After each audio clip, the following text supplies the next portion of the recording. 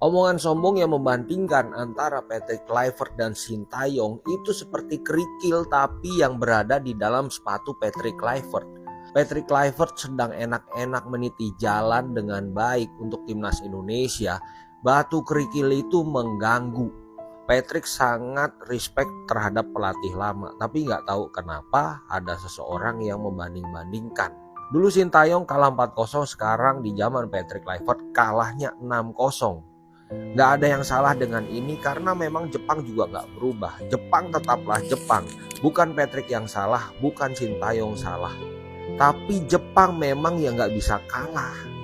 Gue selaku ternak Sintayong, kalau kata orang, tetap gue support Patrick Kluivert. Nggak akan menghujat Patrick Kluivert dengan hasil ini.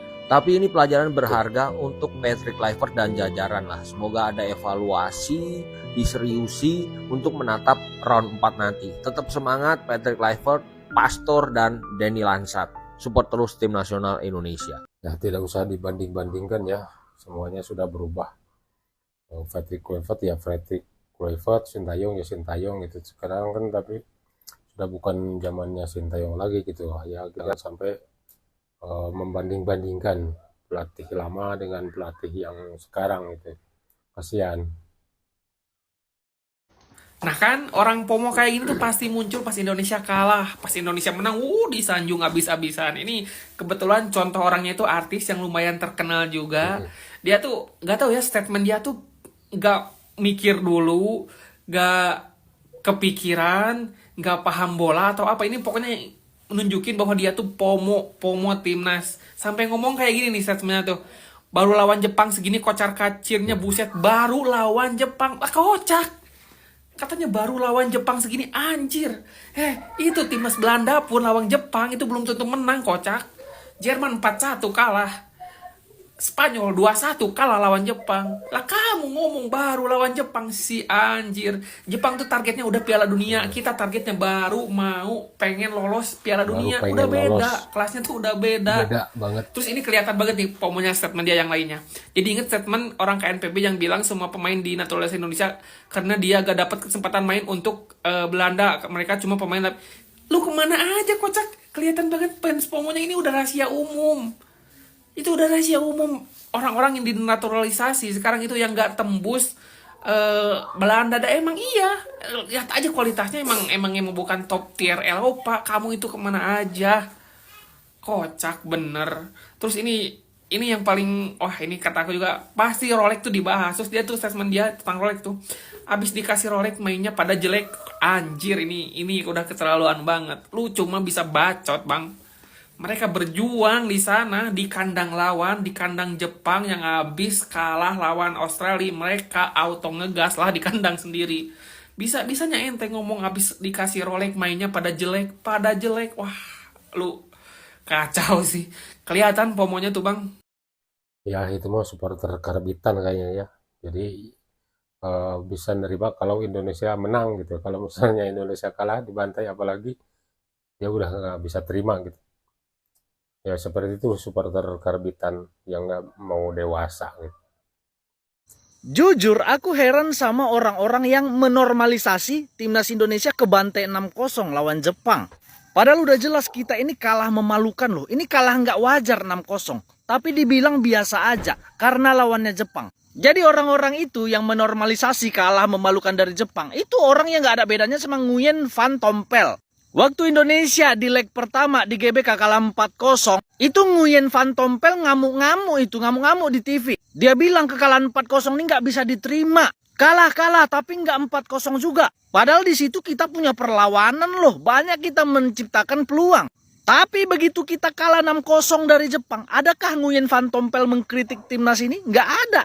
Diam aja dia. Ya sama orang yang menormalisasi kalah kayak gini, itu orang yang otaknya nggak ada bedanya sama Nguyen Van Tompel. Coba kalian lihat Bahrain waktu tandang ke Jepang. Bahrain itu nilai skuadnya cuma 200 miliar. Lebih mahal Indonesia, 650 miliar. Cuman kalah 2-0, menciptakan 7 shot ke gawang, 2 on goal, on target. Dan Bahrain juga dapat 1 sepak pojok. Bandingkan dengan timnas Indonesia, nilai skuad 650 miliar. Tendangan ke gawang itu 0. Shot on targetnya 0. Peluangnya nol. Peluang emasnya nol. Sepak pojoknya juga nol. Jadi aneh kan, orang yang bilang kalah lawan Jepang 6-0 dengan statistik begitu, itu wajar. Pikiran kalian yang nggak wajar. Sama kayak Nguyen Van Tompe. Timnas ini, pelatih timnas ini harus dikritik karena kita round 4 itu main tanda. Semoga pemain timnas nggak kena mental sebelum round 4 bulan Oktober. Salam, Dimate. Ya, kalau cuma kritik ya boleh ya untuk membangun timnas Indonesia, tapi asal jangan mencaci dan memaki aja para pemain, kasihan. Woi Jepang, lu kan kalahnya sama Australia kemarin. Ngapa ngamuknya sama gua? Iya, maksud gua mah, ya ilah kita kan udah sama-sama tahu ya lu udah lolos. Lu udah lolos nih ke Piala Dunia, udah pasti. Gua mah ya lolos juga ke round 4. Gua mah cuma ngerayain doang round 4 lolos. Lu bantai begini, kecil lagi hati gua nih buat lolos Piala Dunia. Emang begini tah permainan Piala Dunia? Serem amat rumahnya, nggak dapat bola sama sekali gua. Gua ngelawan lu kagak sanggup ini gua. Nggak dapat peluang sama sekali. Tuh lini tengah gue yang kemarin gue puji-puji tuh si Tom Haya sama si Joe Pelopesi. Ya ampun, di depan pemain lu nggak ada harga dirinya banget. Nggak bisa megang bola, baru gue balik udah tempel. Balik udah tempel. Ya ilah lama-lama ketempelan tuh gelandang gue.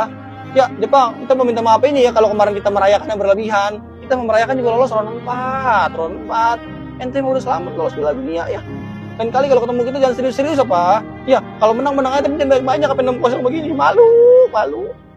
Kalau misalnya beda kelas ya pasti beda kualitas, dan itulah kualitas Jepang dan ini kualitas Indonesia gitu kan. Karena kan dari ranking FIFA aja kita udah jauh sekali ya. Ya walaupun kita memang kalah 6-0 ya, tapi itu menurut saya sih yang masih wajar sih, karena kalau misalnya dilihat dari ranking FIFA bedanya masih 100-an lebih ya. Beckham Putra dihujat abis-abisan di akun medsosnya. Allahu Akbar. Gue gak habis pikir sama netizen Indo. Ya Allah, ini Beckham lagi dikasih kesempatan kepercayaan buat main jadi starter. Dan lu pikir emang cuma Beckham yang mainnya agak kurang? Yang lain juga sama bro, ratingnya pada jeruk semua. Bukan karena timnas kita yang mainnya mungkin jelek, bukan. Jepangnya yang kelewat jago. Tingkat standarnya beda Jepang itu bro. Ya Allah, sabarlah dulu, support lah. Malah mencaci maki loh. Kalian kalau nggak percaya cek aja itu medsosnya akunnya Beckham. Dihujat itu, banyak banget itu yang komen. Gue nggak tahu itu orang-orang mana aja itu yang komen. Gak habis pikir aja gue sama pikiran mereka. Kok bisa-bisanya menghujat? Aneh banget cuk, bukannya didukung. Ya Allah lucu, gue lucu asli. Harus selesai nonton timnas. Dicukur 6-0 oleh Jepang. Marah? Tidak.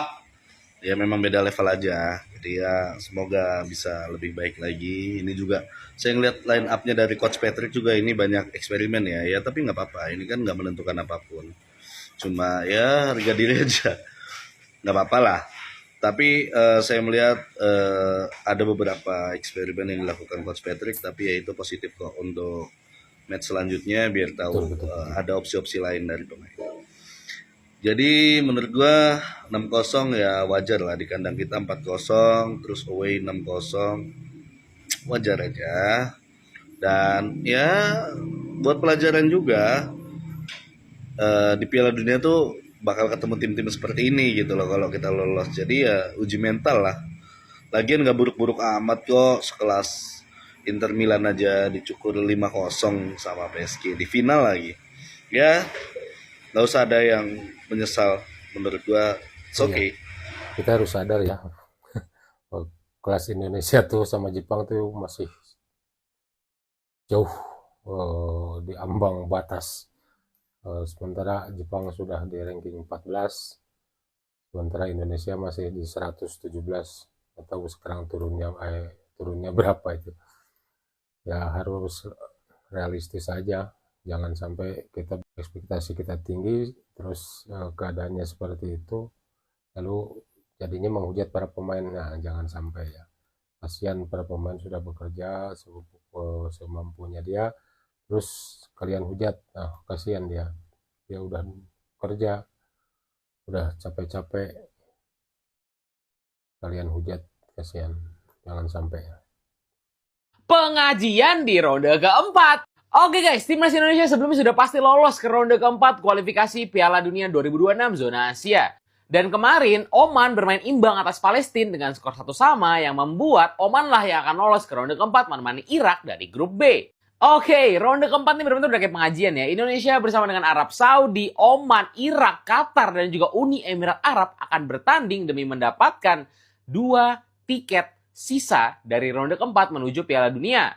Oke, jadi inilah pembagian potnya ya. Jadi pembagian potnya ini berdasarkan ranking FIFA guys, kalau nggak salah nih. Jadi urutannya begini nih, pot 1 ada Arab dan Qatar, pot 2 Irak dan Uni Emirat Arab, dan pot 3 ada Oman dan Indonesia. Yang menarik di sini adalah kabarnya yang gue dapet nih, katanya tim yang tadinya bertemu satu grup di ronde ketiga bisa saja satu grup lagi di ronde keempat ini. Menarik. Kalau gue salah tolong koreksi gue, tapi gue juga nanya nih sama ChatGPT. ChatGPT juga bilang katanya nggak ada masalah kok. Jadi yang tadinya satu grup di ronde ketiga bisa satu grup lagi di ronde keempat. Berarti Indonesia bisa aja segrup dengan Arab Saudi. Ya nggak tau lah, kita lihat nanti ya. Mungkin aja gue salah, tapi pokoknya kalau misalkan emang bisa, bagaimana menurut kalian? Kira-kira kalian ingin Indonesia satu grup dengan siapa? Coba kalian komen. Yuk kita komen. Let's go. Ya, susah ya kalau misalnya satu grup dengan negara-negara Arab itu sangat-sangat sulit untuk dikomentari. Soalnya kita tahu sendiri ya, kalau misalnya negara-negara Arab itu rawan dengan kelicikannya itu, karena mungkin dia banyak duit, segala macam bisa nyogok sana sini, bahkan wasit pun bisa disogoknya sama mereka itu. Makanya dengan sangat sulit lah kalau untuk menentukan harus melawan siapanya kalau dengan negara-negara Arab itu, negara-negara Timur Tengah itu. Yang teman-teman, itu saja video dari saya. Terima kasih sudah nonton. Jangan lupa like, komen, dan subscribe. Terima kasih. Assalamualaikum warahmatullahi wabarakatuh.